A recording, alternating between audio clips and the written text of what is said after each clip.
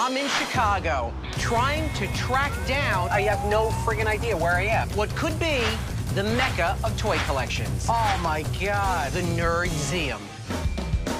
Cowabunga, dude! Please tell me you want to sell this. 500? 650. What are you, in the toy mafia? Could be. I'm Jordan Hembrow. For over 25 years, toys have been my life. Found something I want. My mission is to explore the country. Do you know how much I can get for this? Finding fortunes buried in your toy chests at flea markets, auctions, and mega conventions. I just touched a $17,000 toy. They call me the Toy Hunter. I'm in Chicago, the Windy City. Not only is this home to Marvin Glass, one of the most successful toy manufacturers of all time, it's also home to the Nerdzeum. It's supposedly the Shangri-La of toy dens, and I'm going to be the first buyer to ever set foot through the doors. This could be my most plentiful pick of the entire year. That's why I'm setting my budget at a whopping $4,000. And for this trip, I am definitely saving the best for last. First, I'm checking out a few stops that my buddy Mark lined up. Man, I gotta tell you, it is great to see you again. Mark is a fellow dealer and an old friend, and we sometimes help each other out when we're in each other's towns. So we're here to the right. So where are you taking me first? I'm gonna bring you to my buddy Rick's house. We go way back. He's a former college football guy. I think you like his stuff. You know, he's got some Migos. You know, since you're in town, I'm gonna let you have first picks. Don't upset him and put you in a headlock. Oh my God. You better give him a good deal. I'm gonna get my ass kicked. Yeah, he's gonna kick your butt. Hey, Mark! My name's Rick. I used to be a passionate football player, and now I'm a passionate toy collector. Get in here. Yeah, oh, you can drag Shakedown special. Boom! Ooh, this is nice.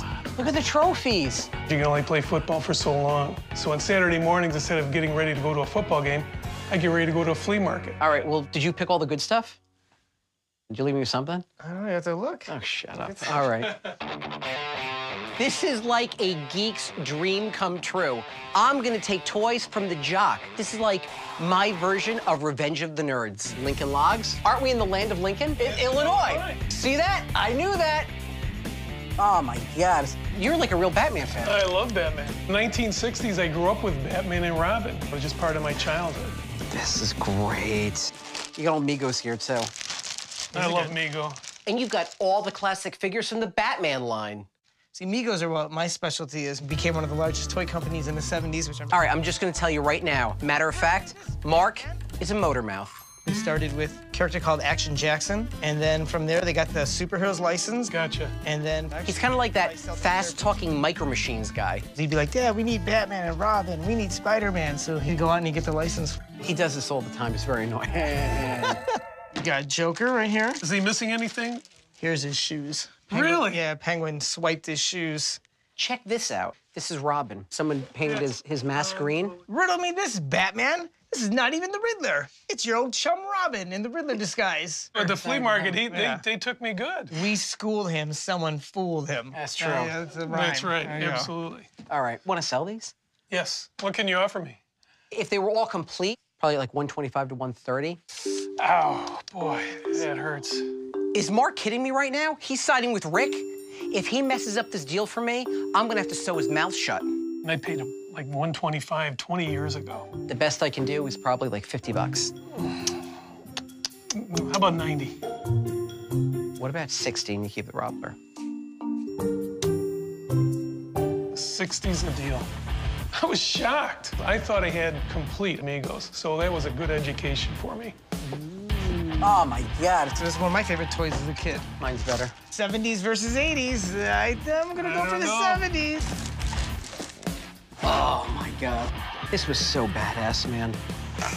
This is the remote control Batmobile by Richmond Toys, based on the 1989 Tim Burton movie. It's when they really redesigned the Batmobile and it had this whole new shape. And here was your remote control. And this was a little gyroscope here for the steering. The electronics are second to none. So these front lights would blast out this high beam of light. The back tail lights worked. The Batmobile first appeared in comics in the 1930s as a bright red coupe. Since then, it's gone through so many transformations that during the filming of Batman Begins, a panicked driver actually crashed into it, thinking it was a spacecraft invasion. This Batmobile should sell for about $300, so I don't want to spend more than $200 on it, especially since I want to save the bulk of my budget for the Nerdseum. What do you got to get on something like this? God, I'd have to get at least 2. What about 150? Oh, man. 175? All right, 175. Thanks. Awesome. Dutch rub! This is the Dutch rub. We just rubbed the living hell out of I like where this is going. Rick, keep him in a headlock for the rest of the day, and we are golden. What's up here? I just have to go in there and find out. Back off, man. I'm a professional. All right, be gentle. All right. Got a lot of boxes back here. Don't hit your head. Model kits. Oh! I'm in Chicago digging through Rick's collection. I have over $3,000 left to spend at the Nerdseum, and I just found the ultimate throwback. My light is shining bright on this guy. This is a 1966 Batman space probe. They actually operated on the principle of jet propulsion. You would put in water, and through pumping it with the air, it would cause all this pressure, and it would propel the jet all the way up forward. It uses the same principle as the pump-action Super Soaker. And if you're looking for one, just check on your neighbor's roof. If you don't want this piece, I'll take it in a heartbeat. No, you're hosting me. Mark knows this is a huge find, because with the right buyer, I could get up to $700. What do you say about $350? How about my football number, which is 45 and add a 0? 450. I will definitely take it off your hands for you. You bet. All right. Thanks, man. Back it up. Back it up. No. Come on. Mark and Rick threw some punches. But I still came out on top. I picked up a bunch of Mego dolls for $75, and I should sell them for about $120. I sped away with the Batmobile for $175, and I should get about $300 for it. And I uncovered the Batman space probe. I bought it for $450, and I know I can get at least $700. With those and a few other items I found, I stand to make about $600, and I still have over $3,000 left in my budget. All the more to spend at the Nerdseum.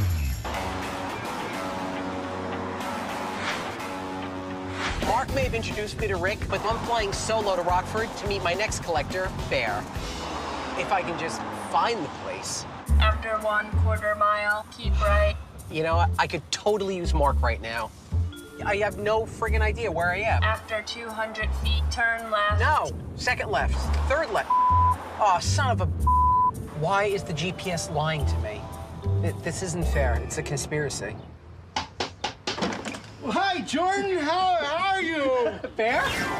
My name is Bear. I would like to share my toys with the world because I think the world needs more friendship and more fun, and that's why I love to play Santa.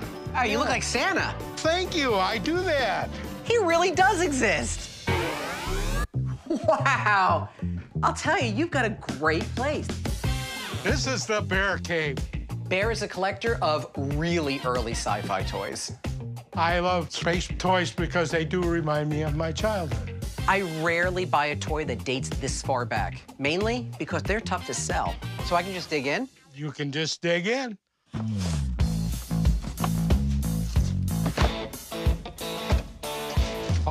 Here we go. Wow, this is neat. Battery-powered Saturn robot. Oh, this came out in 1981 from Chemco Corporation. Oh, look at that. How cool is that? This robot featured stop walk, stop action.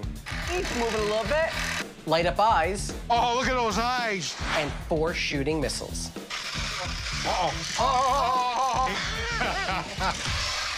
I grew up during the 1970s. 1977, Star Wars came out. It was filled with robots. The first time that I seen the robot was Tobar, and that's robot spelled backwards from Captain Video. Starting with the creation of Frankenstein, man-made machines were linked to all things scary.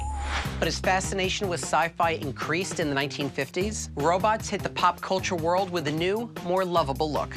They even spawned a dance craze which inspired some of Michael Jackson's moves. So where were we at? 105? What? This piece is only going to sell for about $50 retail, so I really don't want to spend too much money on something I'm going to have to sit on for a while. I'd probably put them out for $50, which means I got to be probably around 25. About 30. 30? 30. 30. All right, robot. There you go. I'm doing the robot. Doing the robot. Doing the robot. Oh, look what he found. What do you say about 10 bucks? That's perfect. 10? 10 is perfect. Thank you. These are cool. What do you say, 15 each? Perfect. Perfect. Oh, Bear! Is that not the creme de la creme? Oh, wow. That's from 1936. This is the Buck Rogers water pistol made by Daisy. You know how you would do this, right? You'd put it in the water and you'd pull it back. There was no plastic. No. You sucked the water into the leather bladder. The first water guns date back as early as 1896, and they had to be refilled after only one shot. I've made my life selling toys. But to actually hold a toy that a child from 1936 held, I mean, this was before the war. Yeah. This was so ahead of its time because toy guns really didn't become popular until after World War II, some 10 years later. I gotta ask you, how much? God, in that condition, you gotta be at least 800. When I buy a rare toy, especially one from the 1930s or 40s, I gotta look around if the clientele is still around. Unfortunately, Jordan, there's not a whole lot of buyers that are maybe even alive from that era. You know, I don't want to jinx myself. Good point, Bear. I think I might have to pass on this one. The number I need to be at is closer to probably about 500 bucks. I like you a lot, Jordan. 650. 800. What about 700? Did I throw in a bear claw? A little something sweet? Oh, man. No, no, no, no, no. We don't want to do that. All right. I know where it is if I need it, okay? Okay. This was a tough toy for me to pass on, but that just means I've got $800 more to spend at the Nerdseum. Oh, my God. This find is gonna send me to the moon! I'm near Chicago at Bears. I found some great early sci-fi toys, and I still have most of my budget left for the Nerdseum. So I couldn't be happier to come across this. Oh, my God. This find is gonna send me to the moon! This is the Tom Corbett Space Patrol helmet. With the original box. From 1952. Just like the good old days when kids dressed up like cowboys and Indians and were transported to the Wild West. When you put on the Tom Corbett space helmet, your backyard transformed into the surface of the moon. The actors from Jon Favreau's hit movie Cowboys and Aliens even wore these helmets to get into character. I'm just kidding, but it's still a cool toy. Oh, my gosh. But that's made for a child. I feel like I'm in Space Patrol. You really must have a small head because when I put it on, it went on okay. Yeah. But it didn't come off very good. Are you serious? I'm figuring I'm going to have to call 911, got my helmet stuck on my head, and they're going to say, what? What are you talking about? Are you loony? Let me turn it. Yeah, there you go. Oh, my God. I'm afraid you have to, like, butter my head or something like that or grease my head down. Bear, you don't see stuff like this anymore. No, you don't. This is a one-of-a-kind find, but I don't want to go higher than $850 because I know it's going to be tough to find that right buyer. All right, what are you thinking on something like this? Well, I was thinking like about $1,000. So what were you thinking? I can do 700. Now we're getting in the ballpark. 800? That's kind of in the middle. Oh, my God. I can't believe I'm saying this, but yes. Oh, man, that's great. 800 bucks. Even though his toys weren't exactly my specialty, hanging with Bear was a blast. How about a bear hug? A bear hug? Yeah, no, I won't hurt you. I bought the Saturn robot for 30 bucks, and I should get 50 for it. The Tom Corbett Space Patrol helmet wasn't exactly the out-of-the-world deal that I was looking for. I had to cough up $800 to buy it, but I should be able to get more than $1,000 for it if I can find the right buyer. With these and a few other items I found, I stand to make at least $400, and I still have a little more than $2,000 left in my budget, which is perfect because my next stop is the moment I've been waiting for, the Nerdseum. This thing on? This thing even on? Turn left. Now it tells me to turn left. Oh my God. I'm going around, sir. I have no friggin' idea where I'm going. You have reached your destination. Finally.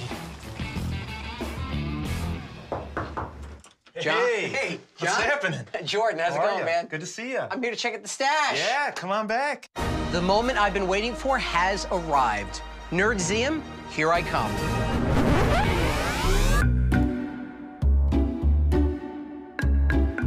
As you can see, we have more boxes than space. Totally not what I was expecting. I was thinking like glass cases and hallways. This has got to be the preview, right? The Nerdseum first came to be when Kevin and I realized that we both had too many toys to keep at home. We combined our collection, and that was how it all started. What's this? That's our security camera. Wait, you don't trust me? Well, we don't trust anybody with our toys. It's not exactly what I was expecting, but these guys do look legit. And it's not always about quantity, it's about quality. So it's time to dig in. Dungeons and Dragons. Yeah. This is all your stuff, isn't it? Yeah, pretty much, All right. yeah. Laser tag. Cowabunga, dude! This is the Teenage Mutant Ninja Turtles Pizza Thrower by Playmates, 1989. One of my favorites. Remember opening that on Christmas Day. Oh, yeah, you got it in here. Hang on. Yep, everything should be there.